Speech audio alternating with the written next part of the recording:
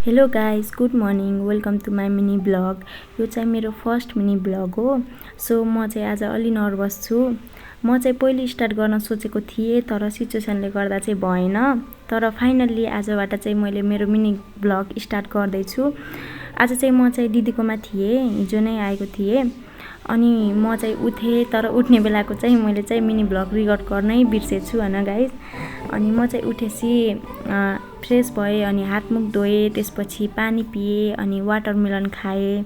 अनि त्यसपछि चाहिँ म चाहिँ पढ्न बसेँ, किनकि मैले थोरै पढ्न थिएँ हो। मैले चाहिँ 2 दिन छुट्टी हुँदा पनि मैले चाहिँ केही पनि पढेको थिएन गाइस होइन। अनि त्यसपछि चाहिँ मेरो चाहिँ क्लास जाने बेला भएको थियो। अनि मैले चाहिँ साबुनले हातमुख धोएँ।